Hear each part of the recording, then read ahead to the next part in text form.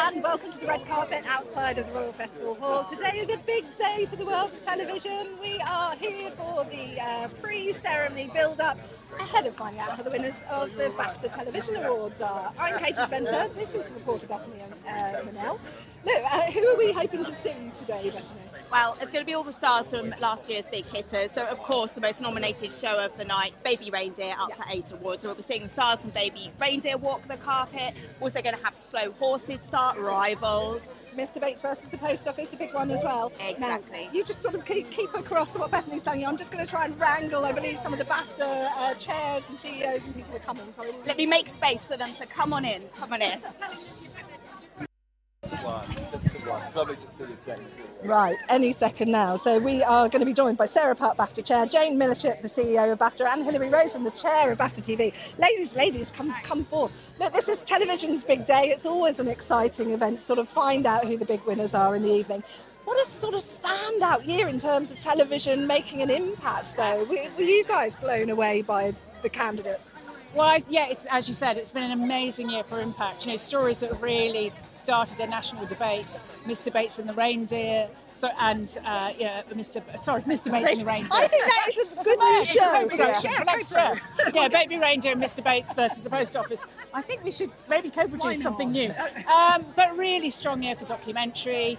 And also real genre-bending films, short, limited series. Drama series. I mean, there's just everything going at once. We talk about ITV getting this special recognition award as well, in terms of the proving what the impact a public broadcast can have. That is why we're getting the honour, aren't we? It is. What we absolutely need is a varied landscape. You know, and it's a delicate balance. So to be able to highlight that sometimes that unsung work of the public service broadcasters, the domestic shows, is a real joy. And it was such an important show, you know, as subsequently this year adolescence has proven to be. So these things are important as much as it is wonderful to have your Rivals and your Slow Horses and those shows for the streamers as well. It's having that mixed and varied landscape. 130 programmes nominated, am I right? 134. Is that more than usual? It's about the same. It's about 600 entries,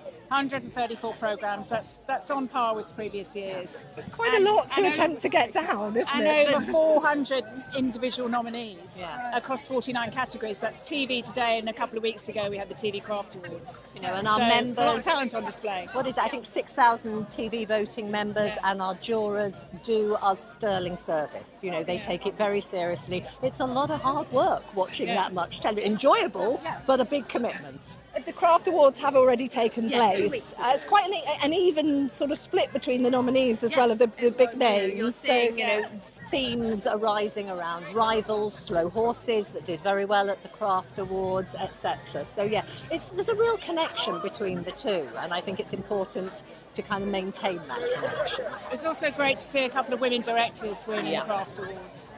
Veronica Tofilska for Baby Reindeer, and also for Glastonbury. So it was Janet Fraser-Cook. So that was really good to see. Where are we on the sort of state of the industry at the moment? I know sort of a lot of sort of independent films have been struggling a bit. Is it a similar thing for TV? Certainly in scripted, we're seeing the green shoots of recovery, and sort of statistics and research would suggest that things are improving. I think unscripted is still very challenging, but also the main thing, and BAFTA has a real role to play in this, is that the industry is going to demand new skills of its workforce. It's going to change in ways we probably don't even know yet. So if BAFTA can help through its community, its networking events, its talent accelerator programs, that is very much part of our job, to equip that workforce with those skills for the next 10, 20, 30 years. I mean, we always talk to you guys on these glitzy red carpets where all the stars come out, but there is a lot of work that you're doing behind the scenes as well, isn't there? Absolutely. BAFTA is an arts charity for the screen industry. So our role is to cheerlead for the screen arts with the public-facing remit, but also level the playing field for those facing barriers and bias in pursuit of a career in the screen arts. So we do that through best practice, levelling up schemes, talent programmes. So that's the year-round work. And the seasonal work at the awards. And this is our shop window, you know, and it's that It's that becoming part of the BAFTA family, potentially through a bursary or a scholarship or one of our talent accelerator programs, and then hopefully going on to become a BAFTA nominee and a BAFTA winner. And we're seeing that in certain categories today, and that's a brilliant journey to witness. I mean, we're talking about the great work that ITV did in commissioning Mr. Bates, though, but it's a really challenging time at the moment, isn't it? I think one of the producers has spoken about the fact that he isn't certain that he would have been able to make that now. I mean, are these sort of conversations that we all need to be having? I think everybody's a bit concerned about public service television in the sense that is there enough money in circulation funding the real statement pieces of television? But this year we've seen Disney Plus, Apple TV, Netflix all step into that space with big dramas, with Say Nothing, obviously Baby Reindeer, or Mr. Post Office of the Reindeer, as I call it. Fine show. And that marvelous co-production. But we're seeing the streamers stepping into that space increasingly. We all hope not at the expense of the public service broadcasters, but these national conversations are happening, and it will continue to happen through public service. And a lot of those streamers have made a long-term commitment to the UK and are investing in training as well. So, as I said earlier, I think it's about just making sure we maintain that balance and have that varied landscape. That's what we need. Have you got any politicians here tonight? Do you think they'll be cornered by a few of the sort of behind-the-scenes people? I don't know. Have you got the Culture Secretary here tonight? I'm not sure we've got the Culture Secretary here, but we do have some, yes. Yeah. From the DCMS. And I think they'll be out and about in Cannes as well. They'll definitely be out there next week because of the uncertainty at the moment. Tariffs. Yes, that word. Who understands what's going on there? The T word. The T word, yeah. Very nice to meet you. Enjoy your evening and Thank you so congratulations. much. Great Don't lineup. get sunburned on here. I know, we're trying not to. We've got lots of Factor 50 on. And next year I need to remember a hat. Thank you. Thank you. Look, that was a very interesting chat with the women who sort of know all about the industry. Oh, I'm going to try and wrangle. Oh, the ladies from The Split, come over here. Thank you so much for talking to us. Wow, The Split. I mean, everyone, there's national conversation about people wanting to kind of know where it was going and whether you'd find your true loves. And have people sort of cornered you on the streets to kind of want to talk about it? Yes, I got quite a lot of, oh my God, Paulina, what is she going to do? I'm like, I'm not her, but I'm really glad that you love her. Yeah, people do. They're involved, aren't they? Yeah, I mean, and yours, without any spoilers, quite a tragic storyline. Should we just say that? For those who haven't watched, yes, it doesn't go great. But at the end, the Christmas special was that things were on the up for Rose, which is nice. Yeah. Are we going to see another few specials, or is that it? You can't sort of leave us with that, though, can you? There was talk of it. I don't know how quickly it will happen. Certainly, the cast are really into the idea. And I think the BBC are, but Abby, our writer, is so busy, and so we don't know. We want to come back when there's more to do, more to say. It's up to her. Sorry to pass the buck, Abby. But it is up to her. I think she's coming today, so Cornish her. Yeah, I think push her into it. Just pressure her? Yeah, I think so. Maybe Tell her she has to do some it. light kind of goading. Okay. She might. Look, who else are you looking forward to seeing here tonight? Are there any shows that you kind of really hope win big tonight? Well, you were saying you wanted Anna Maxwell Martin. Oh yes, Anna Maxwell Martin in Until I Kill You, I thought was phenomenal, and so I'm rooting for her. But all the actors, I mean, Monica Dolan having 2 nominations. I mean, she's incredible in everything that she does. So she's definitely on my list. Did you watch Rivals? Had you read the books of Julie Cooper? Yeah. Oh, of Yes, course. I was my at God, the beginning. I'm now. filming again. Yes, I did. Wow, I did watch mean, it behind my hand because for obvious reasons. yes, and also industry as well is Marissa Abella, rooting for her. Yes. So so many great shows to kind of look out for. And Rivals have you already started shooting a 3rd season then already? Second, not quite nearly. But I watched it as kind of a punter because I was only in it for a tiny bit. So much and fun. I loved it. I was addicted to it, and it has a different vibe to a lot of the things that are on. We do gritty very well over here. Yeah. It's got more of an American tongue-in-cheek. I think it's been done because it's 80s. You can get away with a lot because it's in the past, and so I don't know. I think 80s and Julie Cooper. Yes, that's they did the it. crucial element. Is Julie. They got it spot on. I think they were brave with it, and they took a risk with the tone. and it really paid off. So yeah, David Tennant would be a worthy winner for you tonight. 100%. Yeah, always. He's And great. Catherine. And Catherine, yeah. And Danny Dyer. while Danny, we're he's here. not nominated for. He's nominated for Mr. Big Yes, Stuff. but we'll vote Danny. A successful night. Thank you so Thank much. you. You're both in two of my favourite shows. This is great. Thank you. Enjoy the See you later, evening. you too. Thanks. There you go. Rivals is up for 6 awards. So look, Bethany, how are we feeling about Rivals' chances, do you think, as well? Both of the ladies, they're nominated for the Split, but Split doesn't count as this year. Well, it was this year, so it doesn't count as Therein last lies year, the if you get what I elephant mean. in the room. We're celebrating all the big TV from last year, from literally January the 1st last year up to December the 29th.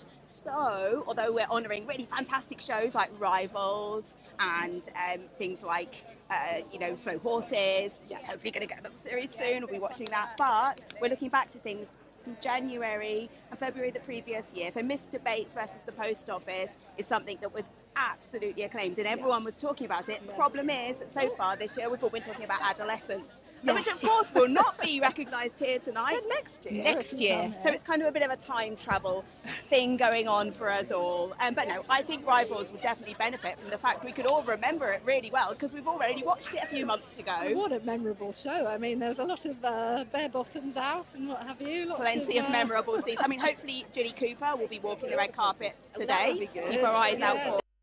Absolutely. It's going to be recognised. And of course, David Tennant is recognised for it. Friend of BAFTA, not hosting tonight. Alan Cumming is hosting. And there was a chant just now, I don't know if you heard, of Alan. So whether he has arrived, yes. He's probably got a rehearse in there, I would have thought. I'd imagine he has. I mean, he's a BAFTA winner himself, so he'll be used to the pressures on the stars as they arrive. But I think it's going to be a good one. Yeah, I mean, so far, what you guys have missed has been more of the sort of reality shows that we've had here walking the carpet. I spotted a few Strictly stars before we started the live streams. I think some of the Strictly cast have already gone inside. Yeah, a few actors from shows that, we've all been watching their shows, but maybe they're not nominated here tonight, but maybe they're citation readers, maybe they're going to be presenting an award. Chesney Hawkes, was he in Celebrity Big Brother? Oh, yes. Can we try and grab Chesney? Absolutely. We can always do. We're talking to Chesney Hawkes. Let's Laura.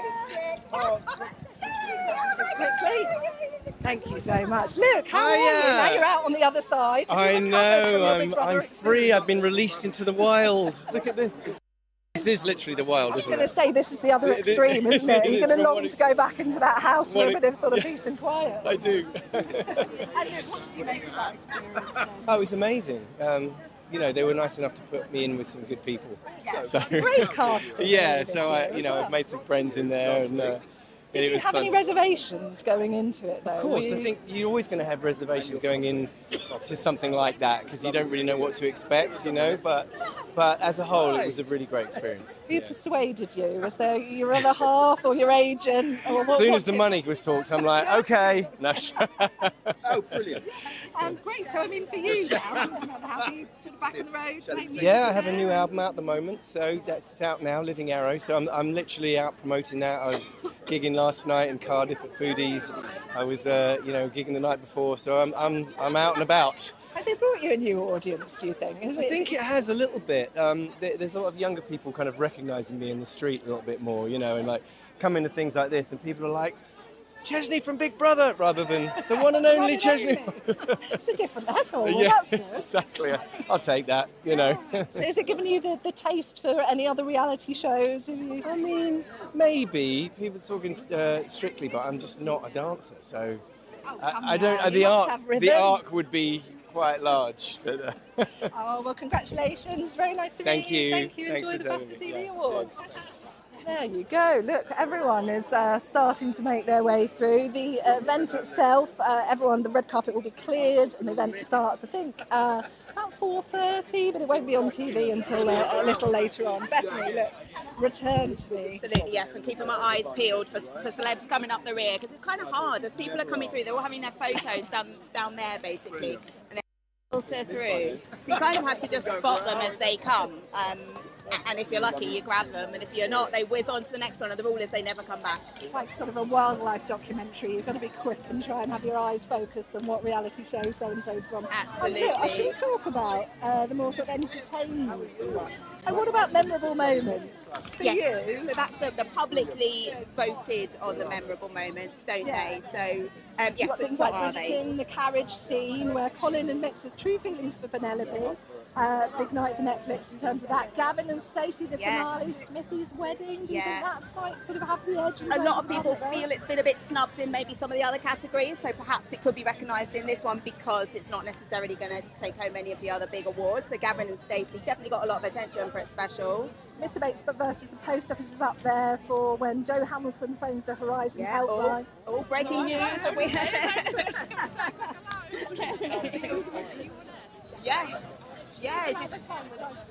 Oh, AJ Tracy's translation reader. Yeah, we'd love to. Thank Great. you. Sorry, here you go. There's publicists coming forth and we're being lined up. Lining up the next various voice. people. Yeah. Look, Mr. Bates versus the Post Office. I suspect perhaps not going to win the. I mean, I might be wrong, but perhaps not going to be the sort of popular standout, but probably recognised more in terms of the drama. Yes, it's hard to dramatise computers and numbers, and actually the whole show did that really well. Whether the moment is enough, Monica Dolan, fantastic, and up for two categories. She's up against herself in the Best Supporting Actress, so yeah, whether she'll get in there. Yeah. Look, Rivals is nominated for Rupert Campbell-Black and Sarah Stratton, and then game of naked tennis that they had. Now, in terms of standout moments, once seen, never forgotten. And today would have been the perfect day for such a thing. I think that stands a really good chance. Because naked tennis?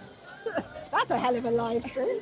We're not doing that. That's not ever going to happen. Yeah, no, very different live stream and not for Sky News, definitely. But I think it stands quite a good chance in the memorable moments. Yeah, definitely. Look, Strictly Come Dancing as well, when Chris McCausland and Dyer, You'll Never Walk Alone, and they had that moment as well in it where the music stopped. Oh no, the lights went out. Yeah, really powerful. And again, is that the chance for Strictly to have its moment, you know, here in the memorable moments? And obviously Chris McCausland should be here today, I think. Hopefully we'll catch him. Yeah, beautiful moment, another contender, I think. And finally, in the running, the Traitors moment. I think this is the one that feels particularly old because it's, look, it's going back to the series of the Traitors where there was a mother and son, where the mother reveals Paul is not my son, but Ross is. I'm hearing it in EastEnders style. Yeah. I forget their names, I'm afraid to say, because it's been such a long time. But the Traitors, I think it's one of those things where it sort of benefits them from the momentum of actually being on air. I'm not sure that'll be the moment. I think Claudia's going to benefit from that momentum and potentially take home her, Best Entertainment Presenter award rather than in the memorable moments. So I guess, my money's on naked tennis, maybe. Naked tennis. I think I'll go for Gavin and Stacey. Surely we'll be voting for Smithy's wedding. Yeah. I would have thought so. Yeah. Look, let's take you through some of the other ones. Well, there's over 130 shows, isn't there, nominated? I think it's 136, 137. There's so many across all sorts of categories. You've got documentary, you've got comedy, you've got limited drama, you've got the actors and actresses. Hence, quite a busy red carpet today. But but there's some. What about entertainment performance? You were talking about Claudia Winkleman being nominated for The Traitors. She's up against Antoinette for Saturday Night Takeaway. And that was their last series as well, isn't it? We're going to sort of reward Antoinette for their very last series. But they've got form. Let's face it, it's Antoinette. They've got the TV magic, and I mean, people can't seem to resist voting for them. If they're on the category, they get voted. Look, Simile has form for winning BAFTAs. Graham Norton for The Graham Norton Show. Graham Norton, always strong, but will he be there in everyone's heads? Everyone loves Graham Norton, but is it enough? Has he had enough moments? Joe Lycett, Late Night Lycett, is nominated for Channel 4. Then you've got for Sky Max, Ramesh Ranganathan and Rob Beckett for their Rob and Ramesh versus show. Which again, strong one for Sky. Always very funny. Stacey Solomon's in the running though as well, so Sort Your Life Out. Could this be Stacey's year? Really could. I mean, she's just such a unique voice on the TV, isn't she? And I think kind of Sort Your Life Out has hit a note with a lot of people.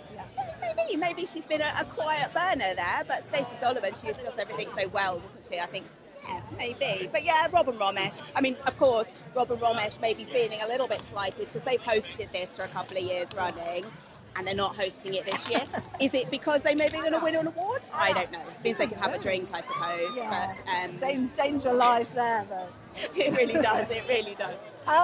Look, you were saying as well, it's interesting in terms of shows that have actually been cancelled since they've received a nomination as well. Absolutely. One of those, that Lolly Adefope is nominated for the franchise, a brilliant Sky comedy show which hasn't been renewed. Yeah, a lot of people have been feeling that maybe in the current TV climate, shows are cancelled too soon. You know, shows are popular, people like them, people get into them, and then maybe if they've not got the figures for that first year, particularly on the big streamers, that they don't then get renewed for a second season. So the question mark is whether something like Slow Horses, would that was a slow burner, if it was starting now, would it have made it up to, you know, we're looking ahead now to season 5? Potentially not, because it's been a word of mouth hit. People have loved it, but the first series was quite low level. You know, Bethany, they need to sort out these algorithms for commissioning, don't they? I that's think there's for fans of these shows, it's really sort of heartbreaking, isn't it, when you put in the commitment to watching a show like Chaos as well. Jeff Goldblum, Chaos. Absolutely, we're going to have Marwan Rizwan here today. He's nominated for an award for Chaos, but as you said, we already know now that's not going to get a second season. And again, a lot of people have said, oh, but why not? It's great. It was fantastic TV. It was kind of classical myth put into the modern day world. Clever, big actors. Why on earth hasn't this got a second season? I feel so sorry for Billie Piper. Anyone who watched the whole of that series, Billie Piper was in it for just Cassandra, a second almost, sort of teeing up to some character arc where she clearly was sort of charred by burning or something. And we never actually will get to see even what her character was. You're robbed, aren't you? You're robbed of that character development. And actually the franchise ideas that they had for a second season, obviously it was a spoof of the kind of Marvel movies basically, but they had ideas that perhaps they could spoof other completely different genres, do something totally different, but we will never know. Look, sticking to Chaos though, Billie Piper has been nominated today for Best Actress for Scoop, which was another Netflix show. Which of course was the dramatisation of the Prince Andrew infamous Newsnight interview. Talking of memorable moments, I mean, TV moment, definitely. It's interesting, isn't it? The sort of behind the scenes nuts and bolts of like how you make TV, how that interview came about. It's interesting that has proven popular with the BAFTA voters, isn't it? That it's made this shortlist. It really is. I'm not surprised, really. It would be an industry favourite, kind of a bit of a busman's holiday. But, you know, people love watching TV and how TV is made. I mean, hence things like this, live streaming. People like seeing what actually goes on behind the scenes. And, it's a really interesting kind of character study for Billie Piper to be playing that role of a sort of a fixer, somebody who got the interview. I mean, it's not something you often see on the TV, is it? The producer who gets the interview. We all watch the interview, but we don't really know what's gone into it. So Billie Piper, and obviously such a strong contender as an actress. We've been watching her and enjoy her perform since she was a teenager. So to see her now performing in these kind of amazing shows, critically acclaimed, it's pretty impressive. I think she stands a really good chance. Just finding out who's coming next. It is actually really hotting up action-wise. You can see we've got kind of like crowds gathering up behind us, and what you can't see through there, because that's where they have the photos done, that's where the kind of blockages come. So we'll kind of get people in big bursts coming along, because they're all stopping, getting their photos, moving on. And then if you can see behind us as well, that's where people go to chat to sort of members of the public. Right. Hello. Oh, here we go. We've got some beautiful ladies stepping in. Look, the impact that Say Nothing had. So many people were absolutely, in terms of dramas that punch through and get people talking. What was it like for you, the reaction that you had after the series aired? It was unbelievable. I mean, the entire way through it making it, I was just concerned that my community felt seen and reflected, and that they felt like their story was being heard and told with reverence. And so when it came out and people were really happy with it, I was just buzzed. It was over the moon. Are you a little bit nervous as well, though, I guess, because it is hugely sort of sensitive getting into these issues. Did you sort of brace yourself, I guess, for a little bit of sort of flack, I guess? Yeah, I think, the entire way through it making it, I was nervous, and it was just because I cared so much, so I think that it was ultimately a good thing. Yeah. And how does it feel then to be BAFTA recognised then tonight? I mean, you've got your BAFTA nominee right here. Yeah, exactly. Yeah. Yeah, I mean, it's so special to be here. And I mean, I'm just like a fan of everyone's work. So I just feel like I'm so great. I'm just like smiling, seeing everyone. I'm so happy. There's been so many moving dramas that you're up against. Mr. Bates versus the Post Office, and also Baby Reindeer. Yeah. Does it say a lot, I guess, of the power of drama in terms of kind of doing more in many ways than, I guess, sort of a news channel like ourselves? It can really resonate with people, can't it? Yeah, I think telling these stories is so important, and I think that's why I love my job. You know, I became an actor because I fell in love with Shane Meadows' work and Ken Loach's work and saw people like me reflected. So I think like I can attest to the fact that, you know, this stuff makes you feel seen and heard and is really special. Whether or not you win Best Actress, does it matter to you? You're up against some fantastic... I think I'm a winner in Hazel's eyes, and that's all that matters. Star Wars. Have a good evening. Thank you so much. Really nice to meet you both. Thank you. Look, two of the cast members from Say Nothing. I believe that was Lola Pettigrew, wasn't it, from Say Nothing? Yeah, we've got a cheat sheet here because so many people. Lola Pettigrew. Oh no, I can't. Oh, sorry as well. If you're listening to the live stream at the moment, we have a situation where at times throughout the next couple of hours I'm going to be crossing to do some TV lives as well. So I am just switching on my... You're being called for. Can you turn on? Do you need help? You good? Leave you to just do a little bit of talking, Bethany, as I try and sort myself out. Yeah, we can hear that the music's back on, it's pumping. Every now and again you'll hear people screaming, and normally that means someone exciting has arrived, so you have to have a glimpse around. As you can see, it's pretty hot here, so quite a lot of the people on the red carpet also have their sunglasses on, which doesn't help when you're trying to recognise somebody quickly from maybe one of the less well-known shows.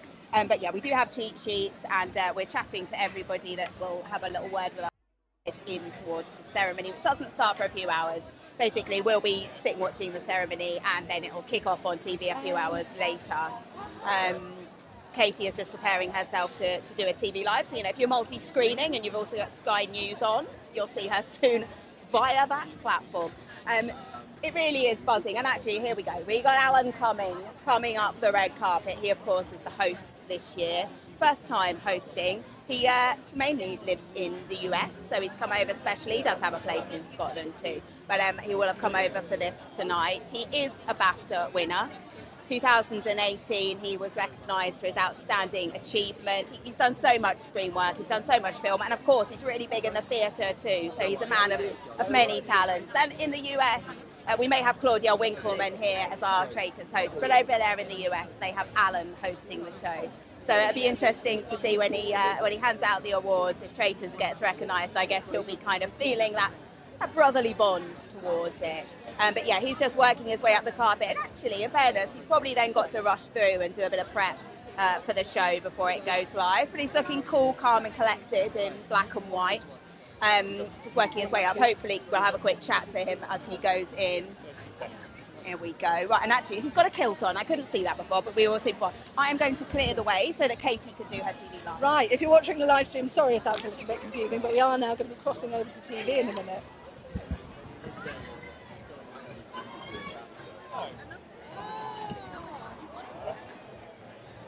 I'll take Monica for a quick picture first, and I'll bring her back. Brilliant. Don't panic. Where are they all going?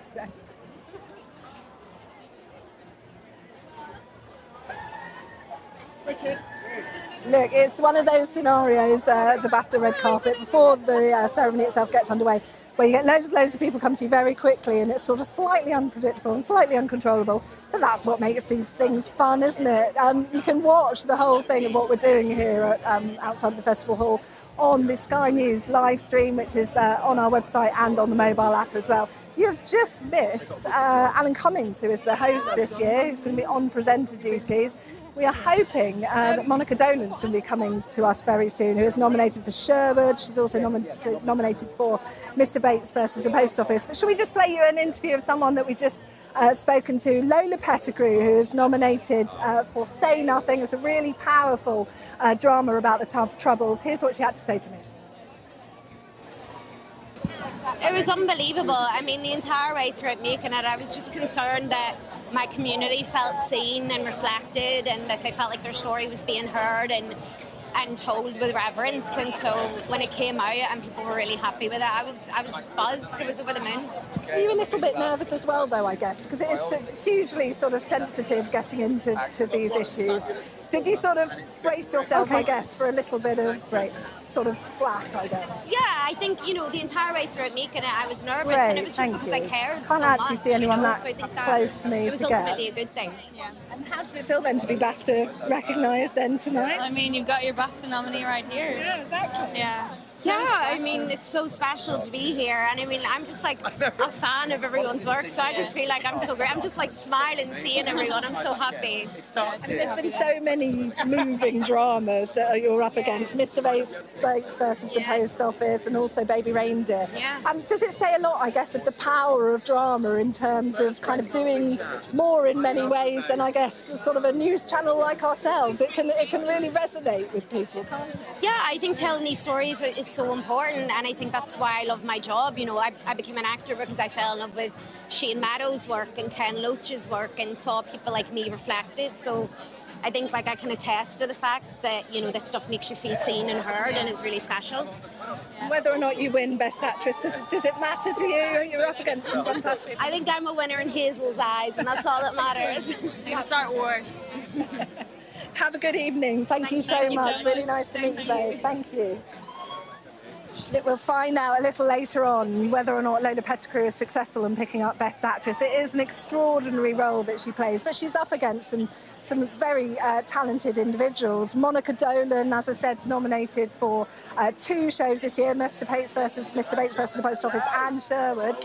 I'm just keeping an eye out behind me in case anyone's good, appears. But yeah, look, it's tricky. It's a hard one to call, that Best Actress category. If you look over here, you might be able to see Diane Boswell, who is nominated for one of the most memorable moments this year. That's an award that's voted for by the public for the moment that she danced with Chris McCausland, an extraordinary talented dancer he proved to be, and that was a dance that they did to Never Walk Alone that they're nominated for, where all of the lights went out and we saw him manage to lift her up, and everyone got a taste of what it's like to be blind and what it's like for Chris McCausland. We will look, I think, alas, it's not looking like we're going to get anyone right at the moment, but stay tuned to our live stream because we are bringing you all of the stars as they come past here. Certainly will, Katie, and if you can do me one favour, try and grab the people from Colin from Accounts, because I love that show, and that is nominated in the international category. Especially the dog with the wheels would be a good get. Katie, thank you very much.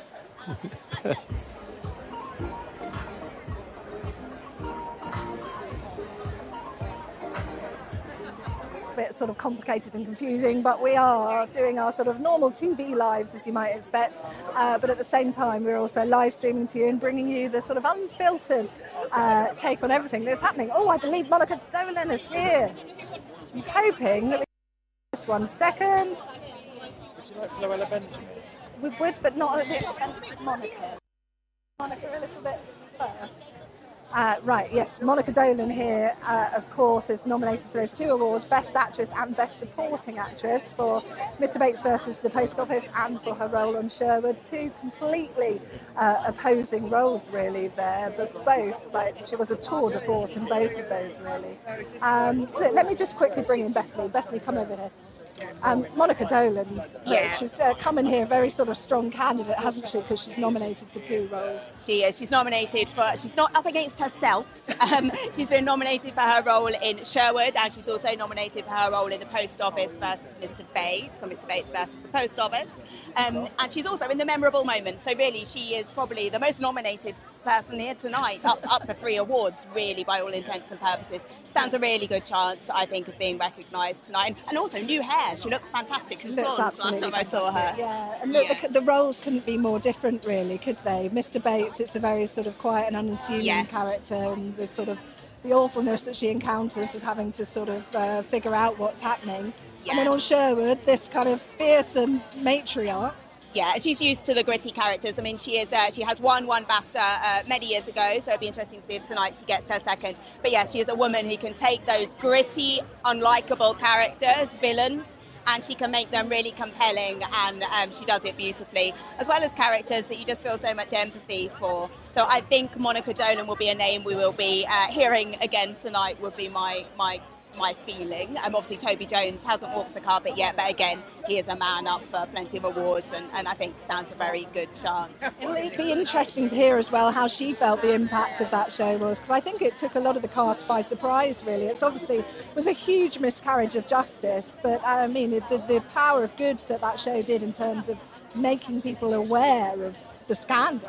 Absolutely. It literally, weeks after it aired, it pushed it into Parliament. The bill got pushed through and people started seeing their convictions quashed. And then also the whole kind of compensation, money coming back to them, arguments still going on actually at the moment about whether that's being done fast enough. But there has been such real world impact to the show, hence the fact it's getting a special award tonight. ITV are being recognised tonight for that. But yeah, and I think Monica Dolan is somebody who said that she's still actually really good friends with the woman that she played in Mr. Bates versus the Post Office. You know, made real connections there. We're just trying to make sure that Monica doesn't escape us as she steps away, because the problem is that when you're in one of the big talked about shows, you're in such demand. Everybody here will be wanting to chat to Monica as she walks along the red carpet. So we're really keen to just hear her thoughts, especially as I think she stands a very good chance of taking home one of those golden masks tonight. And as I said, she's already an award winner. She has a BAFTA at home, but I think she might be getting a second tonight. We're expecting Sir Alan Bates to walk the red carpet tonight as well with his wife. Absolutely, the real man, the real inspiration really behind the whole show. He will be walking the carpet. We'll hear from him. I think we chatted to him on Sky News just a few months ago about the speed at which perhaps the real victims were being compensated, and perhaps that could be faster. He's still a man with opinions and a man who gets things done. So I think he will be here tonight, and I'm sure he will use his platform to say how he feels about the current situation. I think the government have said it's all going to be sorted by the end of the year, allegedly. I think the latest is that Sir Alan is talking about actually suing the government to try to get things to happen a bit more quickly.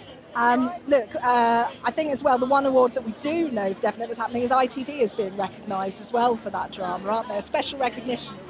Absolutely, and that will be presented tonight by the big boss of ITV, Kevin Lygo. He will be handing over that award. And it's been recognised really for its bravery in putting on a big British show about a very British theme that perhaps didn't have that international appeal, perhaps that wouldn't sell, across the world and make loads of money. I think actually retrospectively it might well do, because it's been so critically acclaimed. But yes, the kind of the confidence and the strength and the bravery in commissioning a show that maybe on paper wasn't the sexiest, but actually made really important, real-world changing TV is being recognised here tonight. And that's what BAFTA's all about, isn't it? It's a charity about recognising creative excellence on screen. Yes, it's about the stars. Yes, it's about the fun. But it's also just about really great TV, well done, well-researched, well-written, and all the epic work that goes into that. Because it's not just the actors. Obviously, the actors get a lot of the focus, and rightly so, but there is so much else that goes in behind that. And the Craft Awards for BAFTA actually were a few weeks ago. So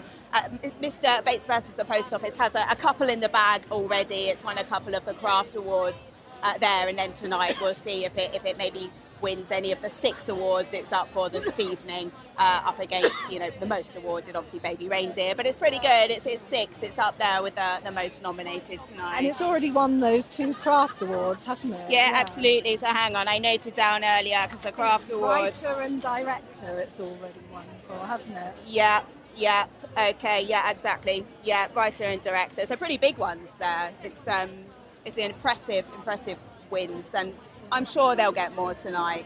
Poor Monica, her voice is going to be gone by the end of the night, isn't it? This woman's doing the most extraordinarily long interview with Monica Dolan. Let's hope she wants to hang around. And it's obviously only the start of the night, isn't it? Because all the actors and all the winners will be doing more interviews when and if they win an award. So, this is just the preliminary chat before the ceremony, which goes on for several hours. And then afterwards, in the winner's room, we will again be talking to anyone who takes home that mask. We'll be covering that from the winner's room, and that'll all be live blogged as well. And again, that is all before it actually airs on the TV. So if you want to kind of know first, do watch on the live stream, because we'll be announcing that. And also chatting to the actors. So for example, if Monica does take home one of her awards, we'll of course be asking her how it feels, and really just how she's going after being in a real world-changing show. It must be something really special for an actor, not only to be in a hit show, but also a show that literally changes politics. 2 minutes and counting until Monica. We're just a warm-up act for Monica. Hopefully she's coming along in a moment. It's also quite loud with music, so again, it's something you kind of have to be pushing for. All the actors really by the end of tonight will deserve a drink.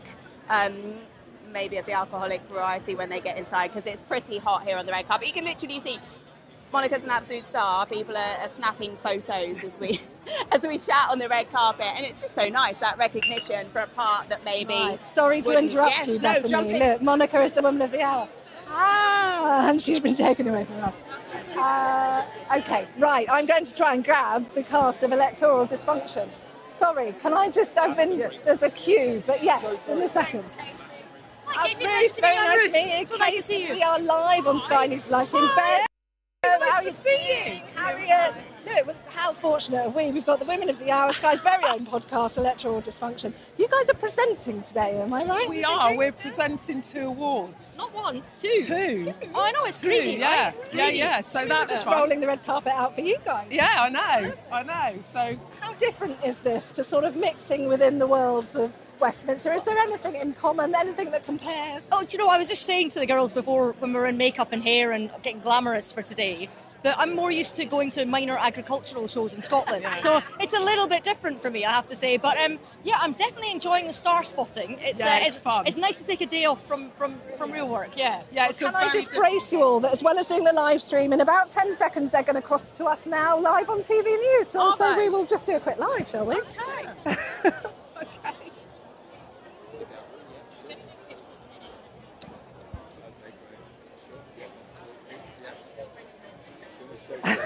Not the cast of Reservoir Dogs, but I've got some very stylish... Matt Barbette said that, not me.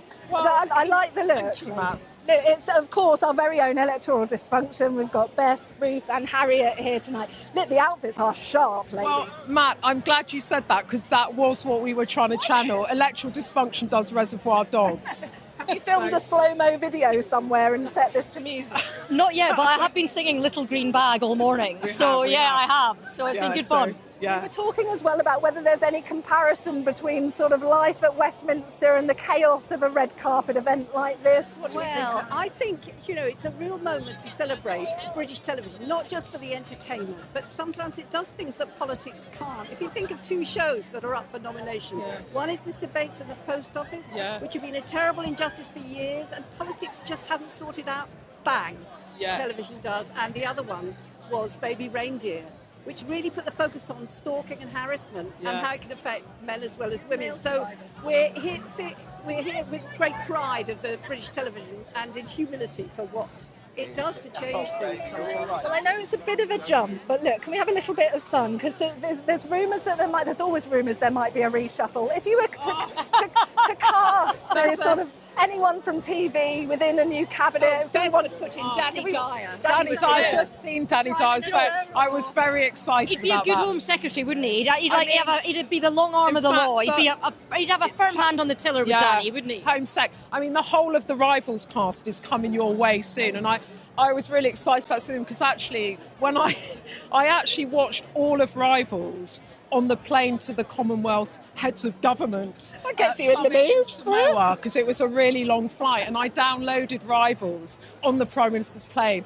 and then had to turn it off because it was so racy. Did anyone see over your shoulder? So racy. I was like, this is an inappropriate viewing, Bethany.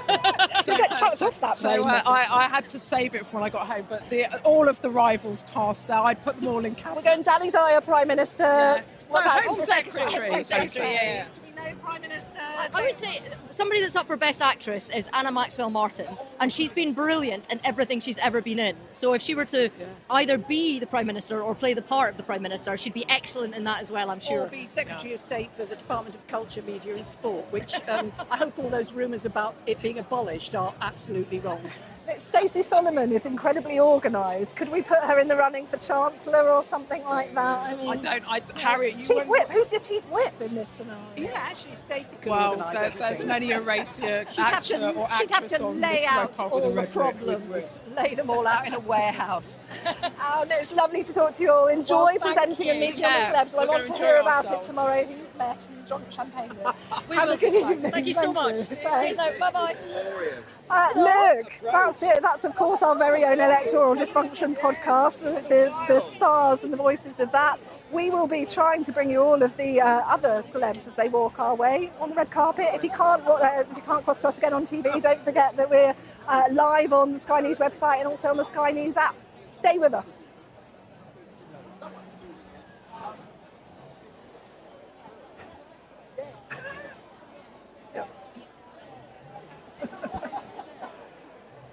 Good.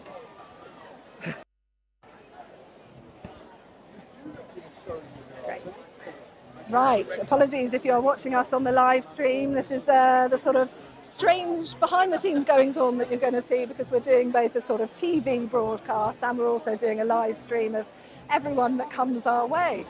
Oh, Lolly! As I just heckle people that don't listen to me. Lolly and Hopi, I believe, was there. But we're hoping in a minute to bring back Monica Dolan. I feel like I've been teasing everyone about Monica Dolan for quite some time. She's now doing possibly the longest interview ever with a different broadcast crew, but hopefully this is a good sign that she'll at least want to hang around and talk to us, with a bit of luck. Do you want to just, Matt, have a quick look around and just sort of see how busy this is on the red carpet for us? Oh, Sharon! Sharon, nice to talk to you. Thank you so much. Congratulations, What's your name, baby? Katie from Hi, Sky Katie. News. Pleasure. Congratulations on your nomination. Thank tonight. you. Look, good. You should be. You should be. What a role to play. Look, how challenging was it for you, I guess, to bring some sort of more layers to this character than just sort of being a nagging woman? No, I think I was very lucky because Bernadine Avaristo, who wrote the book, had written. The characters are so rich and so complex and so multifaceted and multi-layered that actually it was all on the page. Do you know what I mean? And when you're playing with someone like Lenny, who for me, Lenny I've known for over 30 years. He's someone that I've admired, watched his work, loved him, known him socially, but had never worked with him. So to get a chance to work with Lenny on this project, where I think he is just phenomenal and made the job effortless and easy. It was a joy to do. So I feel very, very lucky. I don't feel that I had to pull deep because, like I said, it was all on the page. It was all already mapped for me. Full of praise for your brilliant acting in this, but for you as well, Lenny James would be a worthy winner in terms of Best Actor then. What is he like to work Of course. Lenny's a joy to work with. He's generous, he's funny, he's deep thinking, he's very thought-provoking in the way he does a scene. He's a wonderful, wonderful scene partner, and you don't feel that you're working hard. You just feel that you're being, and you just jump into it. We didn't have great big long conversations about how we were going to do the characters. We just jumped in and played, and that was the beauty of the job. Sometimes if the writing is just that good, then it's just, you don't have to sort of It's all, freestyle. like I said, it's all on the page. It's just we were handed it on a platter, so very, very lucky. How are you at events like these? Do you get starstruck at all? or- This is my very, very first BAFTAs, so I'm very, very excited. I'm excited to be here and be in the room on this beautiful day. So I'm a very blessed, happy woman right now. Well, you are entirely deserving of your nomination as well. Very nice to meet you. Thank you. Lovely Enjoy to the meet you, evening. Kate. Thank you. Take Take care. care. Right, I do believe. Do you know what? I suspect Monica Dolan's just gone that way. She has, but Bethany. we've got Jonathan Price behind her. Jonathan Of course, one of the main men of the night, up for his part in Slow Horses, Best Supporting Actor. He's obviously playing a character with dementia in that, wasn't he? Exactly. It's such a moving part, such a moving thing. Hopefully we'll grab him, we'll see. To furiously make eye contact with the publicist for Monica Dolan and hope that she brings her back. I don't know whether that will happen. Did I know? So busy chatting away, so hopefully we'll grab him. Yeah, Monica's disappeared up that way. We can try to hook her in. And then there's more people coming in at the side as well. Such a busy a busy carpet today as expected. I think the TV carpet always feels a lot more busy than the film carpet.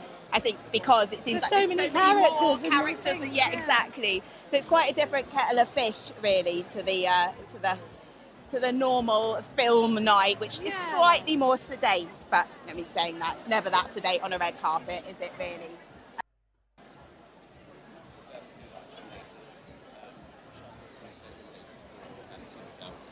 No, we're being offered other people. We're seeing some very nice dresses coming our way. I can tell you that, some very useful dresses. And for once, actually, everyone's been able to dress up and not worry about bringing their cardi or their tights. So it is absolutely baking here on the South Bank. Bit of a breeze because obviously we're right next to the water. You can't see it; it's right behind us. London Eye that way, River that way. Festival Hall where the ceremony will be going on behind us. And all the stars sandwiched in between right now before they go in and take their seats. But they will be ushered in an hour or so. But until then, we've got them. Sorry to interrupt you, Bethany. We're going to get Lolly anaphobia now. Lolly, what a stunning dress. Thank you so much. Thank you. I could do with some sort of head covering to protect me from Get one. You can wear mine if you want. I found the franchise just so brilliant. I can't believe it's not been renewed. I know. What a tragedy. It's so sad, but I mean, it's so nice to be here and to get to like celebrate it one last time. And to be nominated for your acting in it as well. Was it a fun role to play? It was so fun. I love her so much. She's like, I kind of wish I was her. She's more of a renegade than me. For those that won't have seen it, she's the sort of budding, up-and-coming wannabe director, isn't she? Yeah, But she's not very an good. assistant director. She kind of thinks she's an exec. She has the confidence of an exec and sort of the resources of an intern, I think. Yeah. So have you actually, dare we say, have you based her on anyone that you've seen before? I think she's a mishmash of lots of different people. Yeah. I won't say who, but yeah. It's always heartbreaking for the fans when these sort of things happen, though, isn't it? The series don't get renewed. Was it a surprise for you guys as well? Because it did seem to go down so well critically. Yeah, I think we all love making it, and I guess maybe that's the most important thing. I mean, it's not, but yeah, we all loved it, and like would have loved to do it again. But Was much of it improvised as well, or was it all sort of on the paper? Yeah, we would kind of do lots of takes from the script because the script is so good, and John Brown and all of the writers are so amazing. And then we had some like time to play around, which is really fun. Brilliant. Well, thoroughly deserving to be nominated. Very nice to meet you. Enjoy the evening. Enjoy the sunshine. Thank you. You too. Brilliant. Take care. Look, I was particularly gutted that one actually got cancelled because it was such a good show. I know, that is a stunning colour, isn't it? But Hello. beautiful from the front and behind. Also had a little thing to hold it. You know you've got a classy dress and it's got its own handle. Yeah, looking beautiful in blue. May I interrupt you for the cast of Colin from the Cats? Oh my God, I'm so excited to see you guys. It's like one of the best shows that's on TV. Thank you. Look, firstly, I guess this is your first BAFTAs? Have you been to a BAFTA? Second. First nom me. First nom. But we did present a couple of years ago to, and it was a debacle. It was a slight debacle. I didn't open the envelope properly. It was we had to vamp a bit, and then the auto cue got mad at me.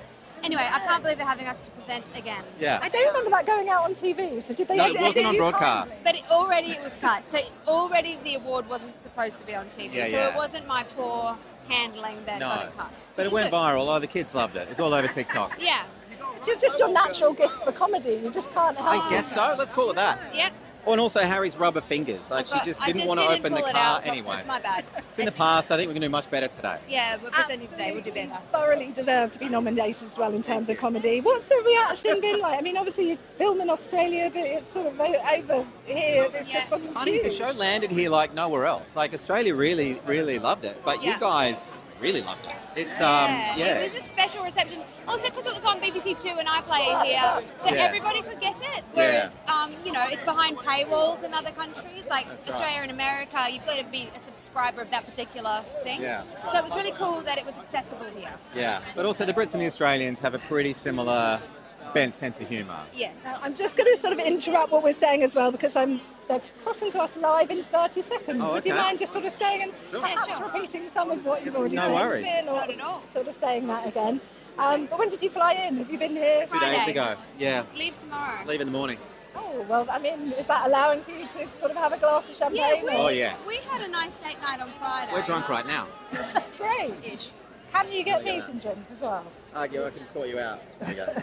I gotcha. Right, this is particularly good because the presenter, Matt, wanted to see you both and great. has said that Great. you are the guys that we need to look out for. Oh, that breeze is yummy. That breeze is nice. How's my hairballs, all right? Right. I think I'm bucking big.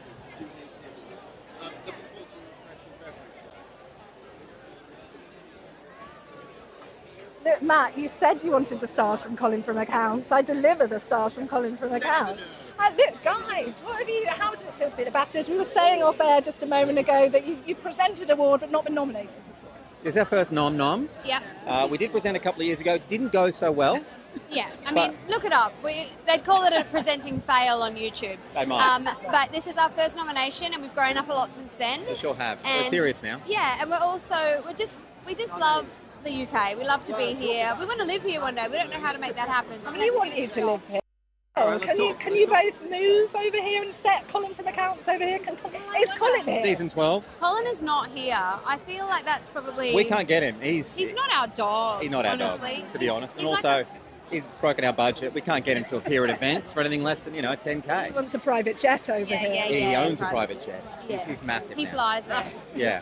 What do you make of the reaction that you've had sort of outside of Australia as well? From us in particular, we love the show. It's so good. I think the Brits and the Australians have a similar bent sense of humour.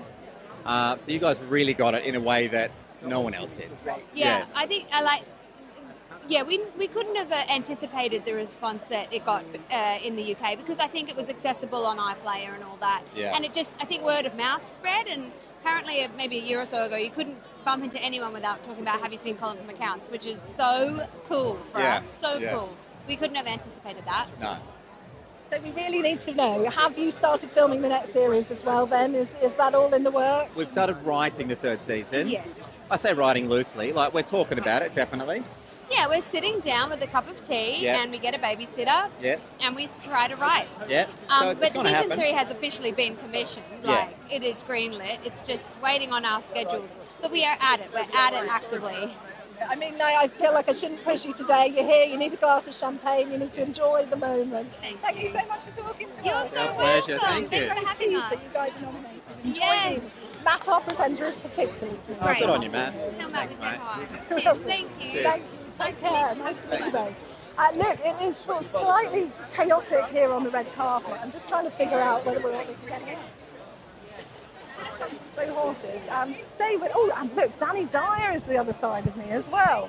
So hopefully, shall we try and? Oh, sorry. Oh, Sir Alan! Sorry. Look, Sir Alan from Mr. Venice and the Post Office.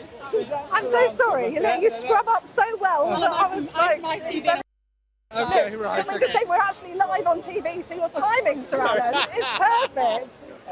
Look, how does it feel then? How important was the drama in terms of raising awareness for the scandal? It brought it out to the nation. Everyone involved with it knew what was going on, but actually to get it out across the nation and get the support of the nation for so many of the victims was so important. It was great. It really was good. The team did a fantastic job, the production team, and the actors were absolutely outstanding. Did you have any reservations about sort of being involved in the beginning? And did it sort of go way beyond your wildest dreams of what you might have hoped? I don't know. It's quite funny. I spent Suzanne's my other half there, but I remember I spent like a couple of years working with ITV, with Little Gem and ITV producing, doing weekly meetings with them. I gave them loads of information, and then Gwyn Hughes, wonderful writer, threw it all out the window and just wrote a wonderful drama instead. So, it's great. But look, we talk of the power of television and doing something that there just wasn't the attention on this before, was there? Not at this level. A lot of people in, if you like, government or the judiciary knew what was going on in there. And the victims themselves really knew what was going on. But actually to bring it out to the nation, this was great. Really good. Do you remember sort of watching it when it first went out as well? Yes, we got an opportunity to see it privately to make sure there was no issue for us. And it was was fine, wasn't it? Yeah. Oh no, it's right. You know, it's really good. As I say, the team were fantastic in all of this, and they've been great afterwards. They really. We met them when they read through the script initially, and you could tell they really had feeling for it in there, which made it all worthwhile. Well, look, sadly, the fight isn't over yet, though, for you guys. Where are you at now? The government has said that it intends to sort of speed up compensation. Are you suing the government? Is that happening? We're not quite at that stage yet. We're trying to join it with some of the other schemes that are receiving sort of compensation or similar from them. We're trying to get them together, and then we'll be looking at a legal action in there. Unless government can actually do something. I mean, there are options to speed this all up if they will bother to do it. Quite simply, they could bring in someone to actually take control of it and just drive it through. And you're not convinced at the moment the Labour government's going to... Well, I don't really blame the politicians. It's actually, to me, it's the civil service holding it up, and they've been holding it up for years. They're just not geared up for doing this type of thing, and they want to micromanage the whole stuff. So, no, we've got to get them out of the way. We've got to get them out of the way and bring it. The fact that they're using so many lawyers. As well. Will you have to crowdfund if this does go to legal action? I don't have a problem. We've got a crowdfund. I'm sure the nation will be behind us and help us. But it seems a ridiculous thing to do, to have to go and take on government, but to then use taxpayers' money to defend itself against the failure of its bureaucrats. I mean, so you're not set in stone that that's going to happen. You're hoping the government sort of sees sense before then and tries to step in. We are slowly moving towards it. Our next big target is, as I say, we've got to bring the groups together and try and form some sort of committee on that. But also, we need to find a law firm that's prepared to come and work for us and do this, take on government for us on this occasion. So. At the moment, the only ones I've spoken to so far all want money up front. I've got to find one that doesn't. There you go. That's a challenge for Thank you so much. You're welcome. It's an absolute honour to meet you. Great. Well done on sort of everything you've done on fighting for justice for the postmasters. Look, stay with us. We are hoping that the wonderful Danny Dyer might be someone that we can grab hold of in a moment.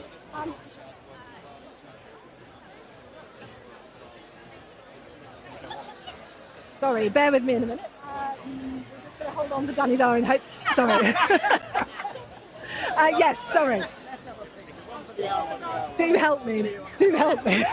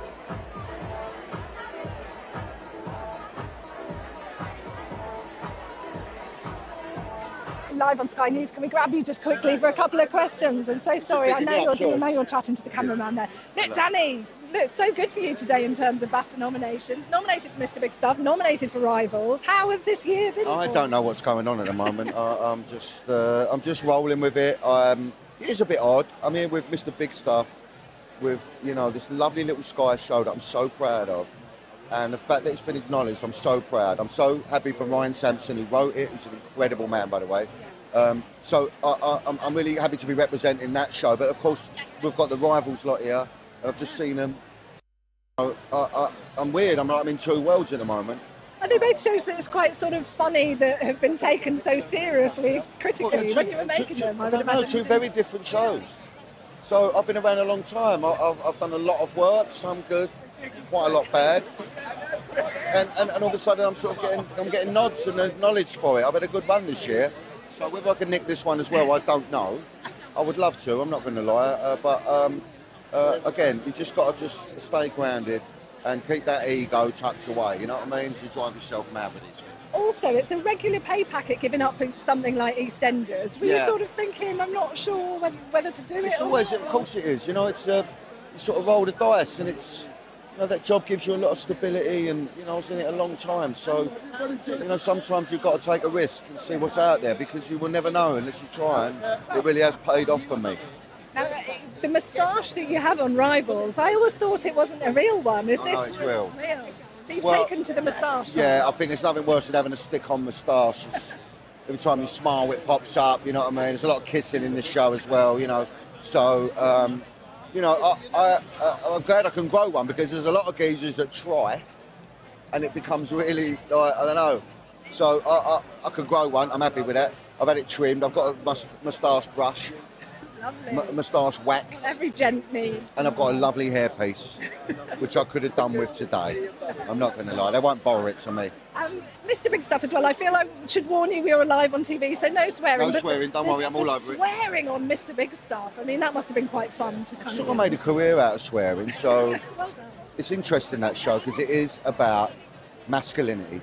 It's funny, but it starts to delve into the dark world of what is masculinity, what does it represent? The two sides of it, you know, my character Lee, and then you've got Ryan's character Glenn, who's really in touch with his feelings and sensitive, and Lee being all sort of like masculine, and, you know, he's got a good heart, but he can't express himself. So it's really clever that we've delved into that slightly, because it's a minefield at the moment. I mean, do people often sort of confuse you with your characters sometimes? I would imagine the real Danny Dyer probably isn't as sort of... Are you sort of male and sweary and lightly like Well, I suppose I'm a working class kid, and I suppose I do interact with people in a certain way. You did Desert Island Disc today. I did, yeah. Hopefully that went down well. No, I would say, going back to Ryan Sampson, how brilliant he is and how versatile. That man's never done the same thing twice, which isn't something I can claim, unfortunately. So, is there enough done to sort of support working class actors, though? Well, there's only 7% at the moment in the arts, apparently, and I find that really disgraceful, and I don't know why that is. We don't want the arts to become about the elite, because it's not for the elite, you know, it's for everyone. So I pray that changes soon, and I feel, you know, the government somehow should maybe get involved in that and start giving kids out of council estates an opportunity, you know, because a lot of disenfranchised young people about at the moment that don't know what to do with their life. You know, they've got no hope. You know, they're angry, and we need to change that somehow. And you know, how are we going to find these brilliant musicians and actors, you know, if they don't feel that it's for them? Look, taking things a bit more sort of lightly, we've been talking to people about if you were to recast the cabinet with the TV stars today. You've made it for Prime Minister, you know, for some You're people. joking. Yeah, come on. Could a life in politics be That reckoning? would be mad, wouldn't it, eh? Yeah. I'm too busy. Too busy. But we do need more working class people in politics as well. That's a no-brainer for me. So I just think we need to speak out. And, you know, everyone's frightened of saying stuff now, you know, because the world is so divided. The countries, you're either this or you're that, and you're, you know, what gang you in. You know, when, you know, we need to start, especially the working classes, coming together, being a force, and start looking up instead of looking down and punching down. That's what we need to start doing. That's all. Thank you so much for talking to us. Best of luck I tonight. didn't swear once. See? Well, this is so impressive, Dan. Well done. There you go. We've got everyone we were hoping to talk to, including the lovely Danny Dyer. Look, we'll stay tuned. We'll try and bring you some more people as they come along on the red carpet. We've got a couple of cast members on their way currently from Mr. Loverman. So we should be chatting to Lenny James, who's coming across to us. He's, of course, up for Best Actor. Here we go. Live with us now. Lenny James, hello. Sorry. Thank you so much for talking to us. Katie from Sky News. How are you?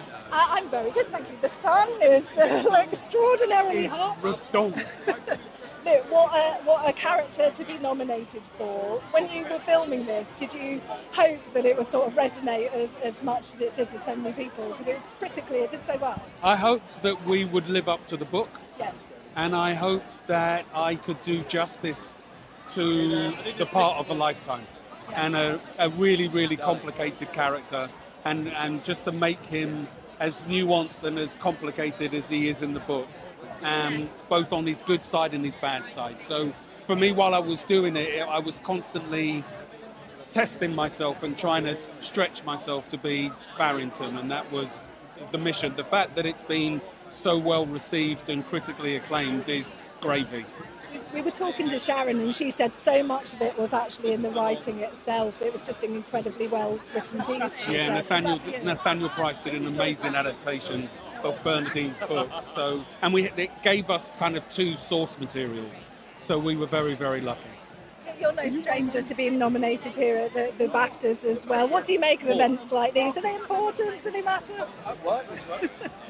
They're a bit odd. Even after all these years? Yeah, from a little bit. It's a weird. I said to a mate today, in a weird way, the fun bit is being nominated, and all of the stuff that happens while you're being nominated, and the interviews and the parties and you hanging out, and that period before you win or you lose. It's just a fun bit. But today, hopefully, the party afterwards will be nice.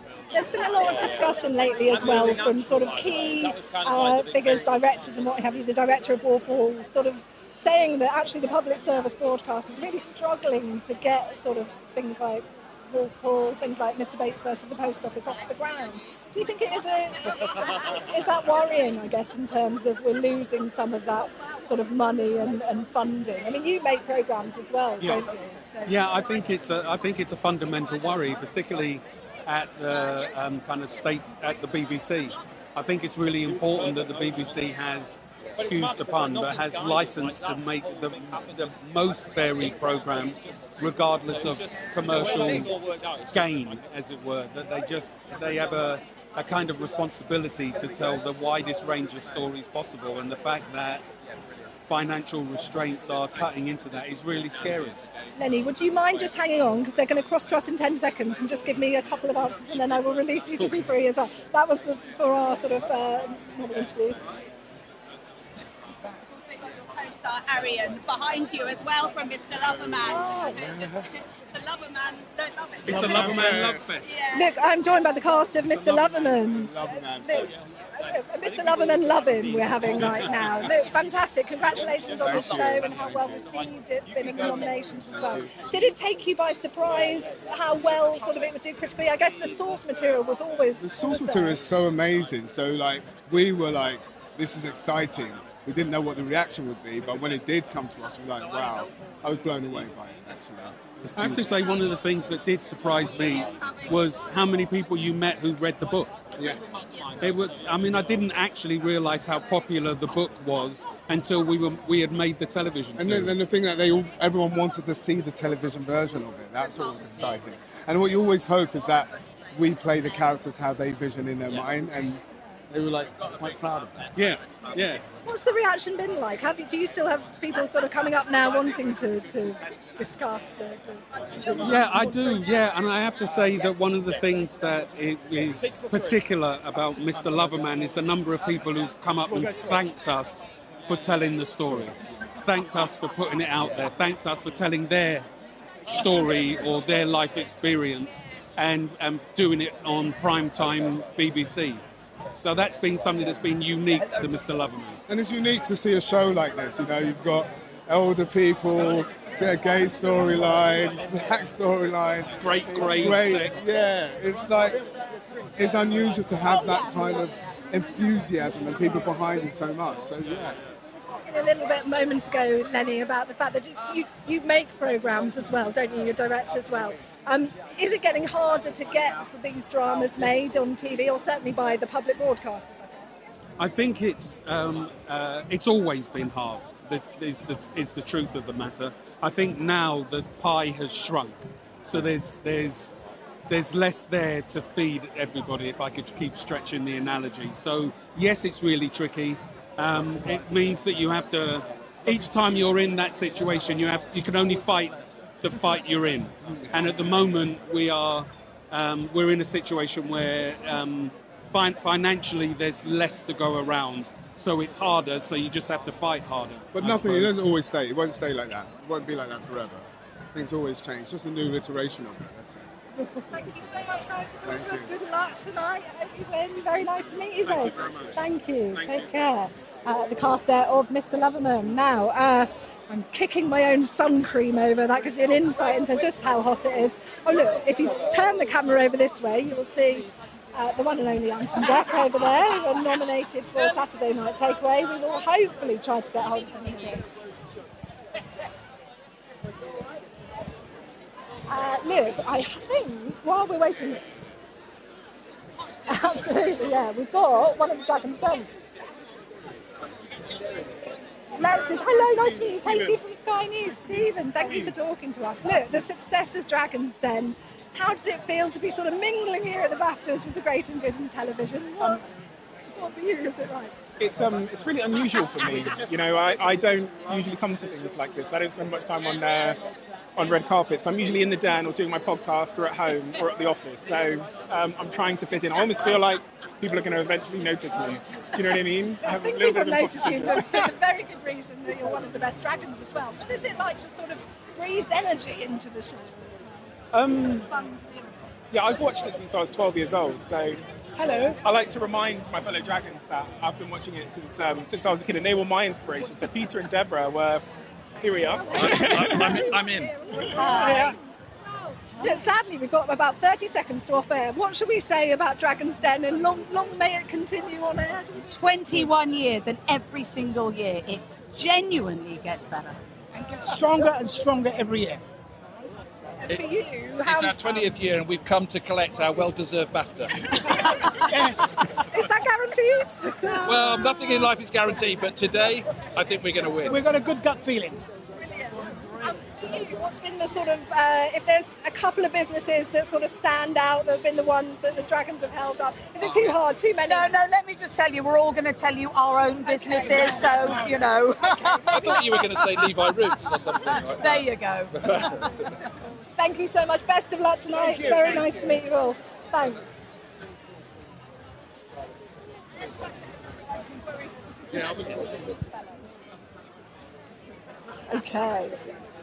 Now, this is the TV feed and the live stream, so apologies if this is slightly chaotic if you're watching the live stream. Kirsty Walk, fantastic. Those are the Mary Context. Yes!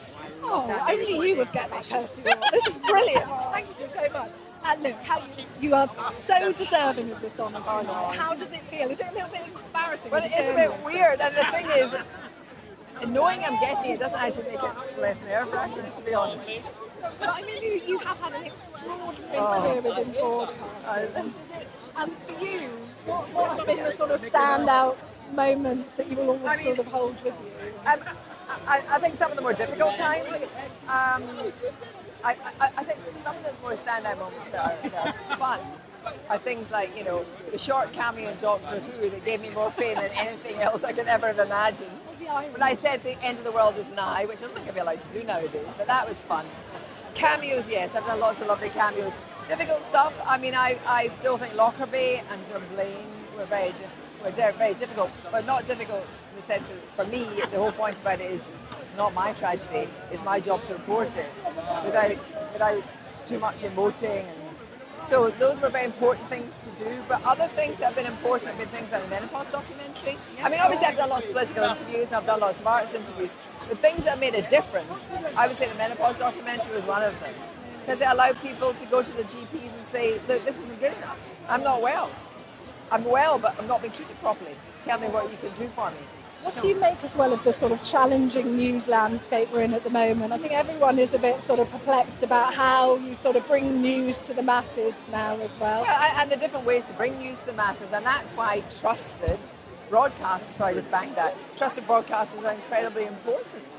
You know, I think there's so much noise, and it's our job as journalists to separate things out, get some calm and some pieces of authority into it, and be actually, you know, credited as being organisations which think very carefully before they throw things in the television.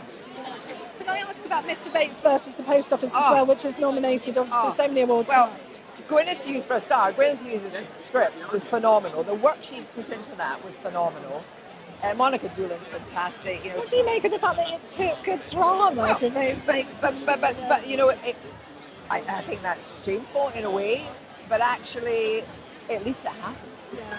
You know, and a lot of people came forward, but for a lot of people it was far too late. There have been suicides, there have been people, you know, with terrible mental health issues. I think we have to listen better. You know, when people are saying there's something wrong, we shouldn't just take big organisations' word for the fact, oh, we're doing this properly. They weren't doing it properly. So I don't, in a way, we should have been harder, we should have been at it longer. The trouble with the news cycle is things happen and then we move on.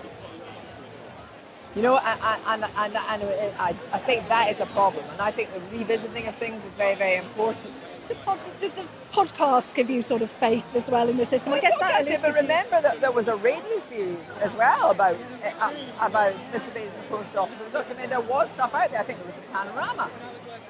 You know, so podcasts do give me faith, but the trouble with podcasts is it's the noise, isn't it? You could be actually just listening to podcasts 24 hours a day. How do you decide? You know, and that's tricky, but I love podcasts, but then I love audio, and I love doing the reunion, which is one of my favourite gigs in the world on Radio 4, bringing people together from both tragedy and hilarious things. We've just done live TV with Kelvin McKenzie, remember that? Look, will there be nerves ahead of you going up on stage? Yes, surely you've met half of these people already, haven't you? Yeah, I've met a lot of them. It doesn't mean you're less nervous. I mean, these are our peers. These are our peers. Will you get to have a glass of champagne, not until afterwards? Certainly not until afterwards. You kidding me? All journalists abide by. Oh, well, actually, funnily enough, I'm saying something in my speech about this because, you know, frankly, the drinks trolley, I can remember also people drinking very early in the morning.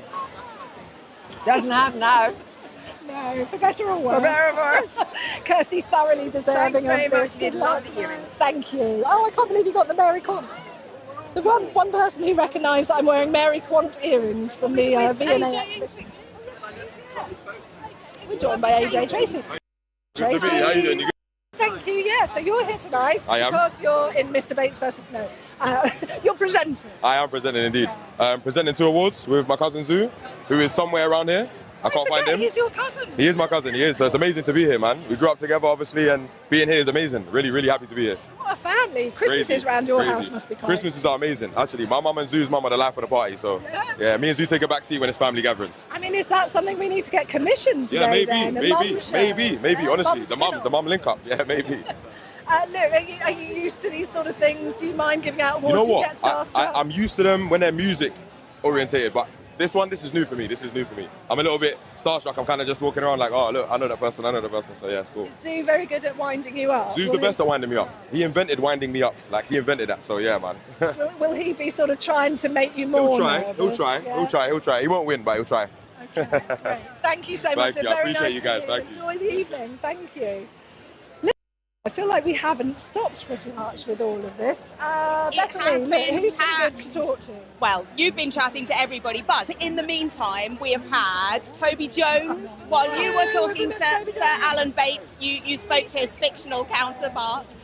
His real life counterpart, and we had Toby to your side. We also saw Ant Deck earlier go on through. We've had all the Davids. We had David Mitchell, he's coming, he's up for Best Actor for Ludwig. David Tennant has snooked in, possibly dressed even more inappropriate than me. He's in tweed, so he looks very hot. Not a thick tweed. No. And then when you were speaking to Danny Dyer, his daughter Danny Dyer was in the background. She's come on in. So we've really had an absolute glut of stars coming in. I'm glad you captured the Dragon's Den gang, because there was quite a lot of those coming in. It was incredibly chaotic. If you're watching the live feed, apologies, we had a sort of scenario there where they were counting me down for the end of the news hour, and at the same time we were trying to do an interview. It's live TV. And that's how red carpets are, the chaos. And now, I mean, in theory, it should start winding down now, and people should be going in. So we are just after 4 o'clock. Yeah, so people will be going in very soon. In a minute, the PRs and the kind of BAFTA staff will be trying to usher people in to get them sat down, give them a quick drink before they get sat down, get them into their seats. And then, of course, they'll be gearing up for the ceremony to begin. So that's kind of what's happening now. You can see that actually it's at a standstill behind us. Everyone's just kind of stopped. Star-studded traffic jam. It is. That's a really good description. Star-studded traffic jam, which is fun, but slightly chaotic. Yeah. I can see the cast of the traitors are sort of slightly. Maybe I'll try and grab hold of them when they come home. Is Claudia with them, or is she maybe coming up separately? Because Claudia's nominated, isn't she? But I haven't actually spotted her. No, I've not spotted Claudia yet. Did see Ant and Dec though? Is she up against Ant and Dec? Yes. Yeah, never a good place to be up against Ant and Dec because they are consistent winners. And as you said, Saturday Night Takeaway, last one. People will be feeling sentimental, so they do stand a very good chance tonight. But yes, working their magic as they go up and down. That's the lovely bit of a red carpet when you see Dragon's Den chatting to Ant and Dec, and you're just like, oh, it's a nice moment. Just, the great and good of TV all just coming together into one big merged, weird moment. Much of a traffic jam on the red carpet. But yeah, as you say, everyone should be going in fairly shortly. Oh, I'm annoyed that I've missed Toby Jones. Yes, he was doing the odd interview, but that's the thing. He came at the same time as Sir Alan, so hence you kind of got one or the other, I think, and then that was your loss, and then he was whisked away like Monica Dolan. So at least we got Sir Alan. It was really nice to talk to him. He's obviously the whole inspiration for the show, and absolutely. It's interesting to note that he is sort of very seriously thinking about taking legal action against the government. Obviously, that does seem like it will be a very last chance saloon situation if they end up doing that. But I think they are very much hoping that the government will step up and speed up the process of getting people their money that they owe. With the pressure of the TV behind it, because that's something beautiful that happens. This wasn't something people weren't talking about, the post office scandal. Journalist Nick Wallace has been talking about this for years. But once it becomes on the TV, then obviously it becomes much more public awareness is raised and therefore action is taken. So TV can't take 100% of the credit, but it definitely has expedited some results. And let's face it, maybe that's season 2 of Mr. Bates versus the government. I mean, everyone loves a sequel, don't they? I tell you who I haven't seen here yet. Anyone from Baby Reindeer? Have you spotted anyone? I have not. I have not seen Jessica Gunning. I have not seen Richard Gadd. I've definitely not seen anyone from the cast. Oh, and actually, that reminds me, we misspoke earlier. I think we were a bit previous, and we gave Mr. Bates versus the Post Office 2 early awards that it hasn't won. Oh. No, so Baby Reindeer, Slow Horses, and The Rivals have all taken 2 craft awards. Right. However, Mr. Bates is yet to win its first. I'm sure tonight it will. Yeah. But yes, we misspoke on that one. But no, I have not seen Baby Reindeer, but I would imagine if Richard is going to be here and Jessica and they're due to be here, I think they'd be last minutes. I think they'd be whizzing in straight now. They've won so many awards though, haven't they? Yes. Emmys, Golden Globes. Absolutely, they've been well recognised in the US for this show. It's obviously been such an international hit, which is so unexpected for a show that began as a one-man show in Edinburgh. It's reminiscent of Fleabag or something, isn't it? And who would think that very specific story focused around stalking, focused around sexual abuse, kind of when you're reading about it, you wouldn't think of that as being a massive hit and one of Netflix's most watched shows ever.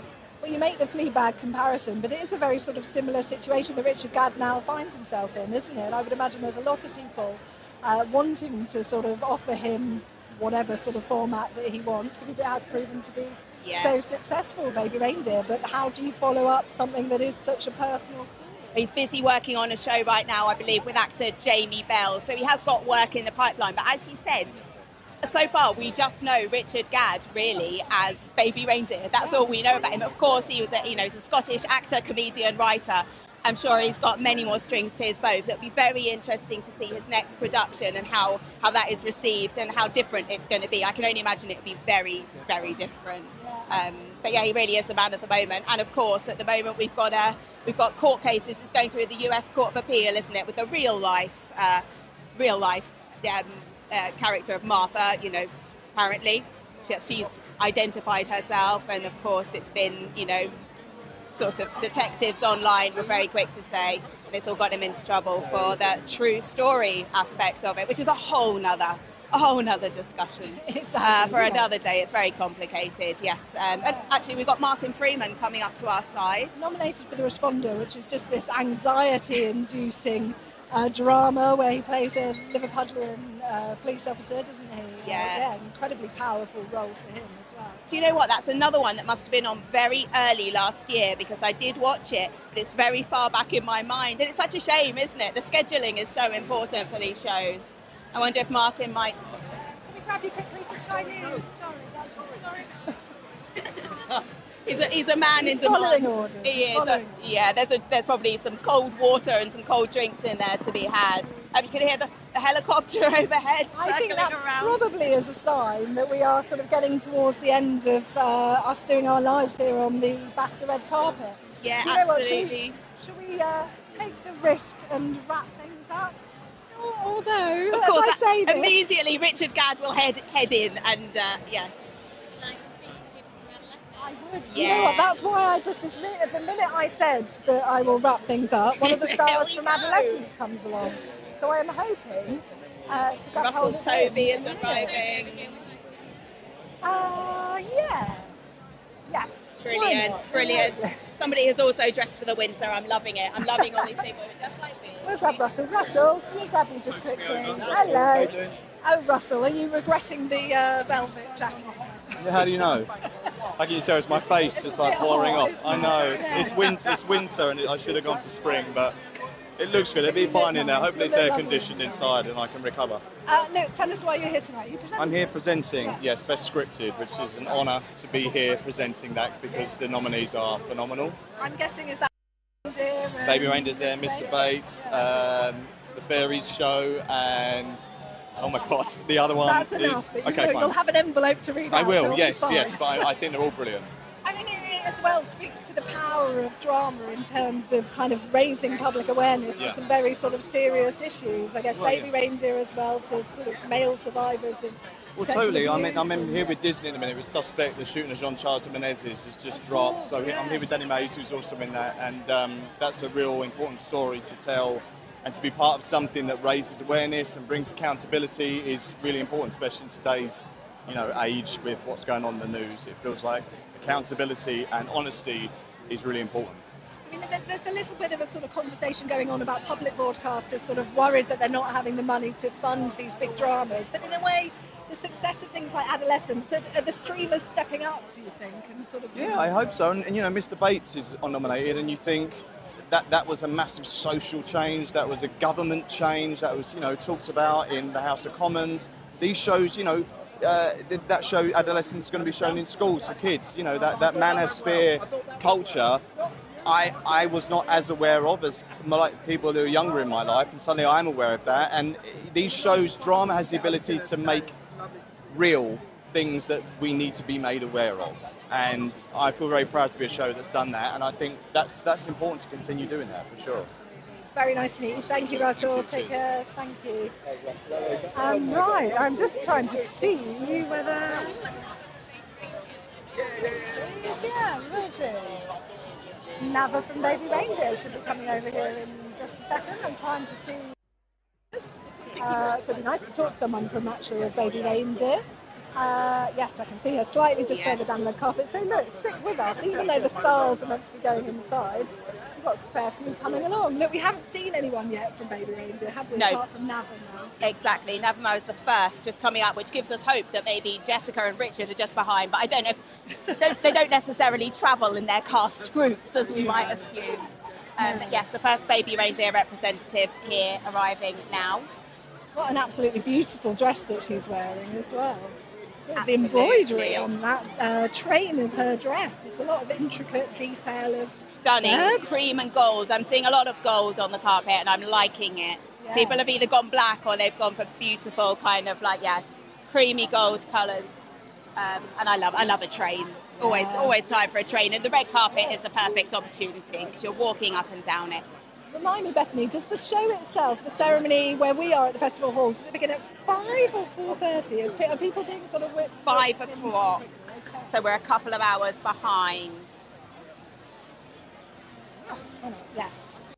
Sorry, I'm just being offered Luke from Bridgerton. We will wrap him in a minute. Bridgerton nominated for one of the memorable moments. Yes, that carriage moment in Bridgerton is nominated, where Penelope gets the information she's been waiting for. And of course we've got the star of Alma's Not Normal here, Sophie Willan, the comedian, just to my side. Also gone for a bit of golden cream, looking lovely. Everyone's wearing a bit of golden cream. Yeah, and if you didn't watch Alma's Not Normal, you didn't catch it, you've missed a treat, and you need to catch up on it because it's a really kind of clever, funny, deep show. And it's not often you see the life of foster care and drug abuse all put together in such a funny way. So yeah, she's up tonight for a couple of awards. Alma's Not Normal is actually up for a couple. So she's very much the star of the show. Do we think they are obliged to walk the red carpet, all the stars, aren't they? Even if Richard Gadd isn't going to be doing interviews, he should definitely walk this way. He has to physically walk down it. We should have a sighting of Richard Gadd in the wild at some point. Unless he's a bit of a Naomi Campbell and he's late, in which case, people are ushered into a back door. But he should be, and we've got many eyes, so we hopefully wouldn't miss him going in. Here we go. Nava from Baby Reindeer. Nava, what a dress this is. You look absolutely firm. Give me 1 second. Of course. Sorry, we will just allow some powdering to go on because it is extraordinarily hot here on the red carpet today. And you've got so many layers on, bless you, as well. That must be heating up from the bottom down. Like an oven, truly. Yes. And you're the first person with Baby Reindeer that we've had a chance to speak to, so thank you so much. The impact that the show had, what personally did you make of how it was a story that just went absolutely global? How was that for you? Well, when I worked on Baby Reindeer, it felt like it was something so small and quiet and it was entirely personal. And so in this weird way, even though the scale of the show's reach grew to be so humongous, the way that people seemed to connect with the show was just as personal. And so it's like all you can never hope for is that your work reaches people in that way. And has your sort of reaction when people see you out and about now sort of changed overnight from the show? Yeah, I had to, adjust to the new reality. I think that sometimes I forget. Sometimes people are looking because they know you. Or people, sometimes will think that they've met me before, and then I sort of believe them. It's definitely strange, but it's very special. It's very special. Can I ask you about Richard Gadd's nomination as well for Best Actor? Why would he be a worthy winner tonight? I got to witness firsthand the most impressive feat of acting that I've ever seen in my life. For Richard to be digging so deep into his own personal experiences and his trauma, and to be transforming it into beautiful art as an actor while also being showrunner and executive producer, it was just mind-blowing that he was able to immerse himself so deeply in it, and he's the most deserving. You are equally terrific and emotional in this role as well. Was that all on paper? Was there any sort of room to kind of explore sort of just what happened in the scenes? Yeah, absolutely. Richard was very open to hearing my thoughts and really wanting to make every scene work. I think the breakup scene was one that we worked on a lot, and I'm glad we got it to where we needed it to be. Just to have so many layers packed into such a tight moment, and then we really worked hard on that. And have you found the responses that people have had quite an emotional response to it? Have you had a lot of people messaging you? Yes, definitely. I think people really want to feel seen. People want to be recognized emotionally, and I think what has been true for so long in our society is there's been so much silence around trauma and particularly sexual trauma, and so it means so much for people to be able to have something to point to that allows them to share their own experiences. And I guess given the legal changes that we've had in this country as well, does it feel like a sort of setback in terms of where we are as a society? I think we're in a time that requires us to band together. We're in a time that requires us to hold true to our values and look deep into our hearts and recognize each other as human beings. And so I think we will accept that invitation, and it's just a matter of time to see when the majority of us will accept that invitation. You are phenomenal in this show, and I think you win the award for looking stunning today. Absolutely beautiful job. Enjoy the evening. Good luck tonight. Thank you. Nice to meet you. Thanks. Look, where are we? I think we are sort of slowly approaching the end of who's here and who's left to go in, really. We've had Billy Porter come in looking utterly fabulous, as always, wearing a kind of rope-inspired feathered piece. We got Siobhan McSweeney just approaching us. She's, of course, a former BAFTA winner for Derry Girls, but she is up tonight for short form for Spud. But she'll also be reading a citation, so presenting an award. She's about to come past us. Look, and she's got the most fabulous slippers on. What a genius move for a red carpet, wearing something both comfortable and elegant. Siobhan McSweeney there. She's got her back to us, but she's wearing a lovely black dress with some frills, bit of ox blood maroon in there. Looking fantastic. You'll see people are literally wiping down their faces as they also walk past, because it's so hot. I noticed Navo is glistening both with glitter and also sunscreen, because everyone's been piling on the sunscreen today because it really is hot here on the carpet.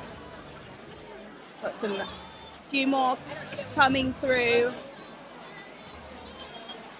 Yeah, I think we are set. Oh, I can see over here Stacey and Kevin's former Strictly stars.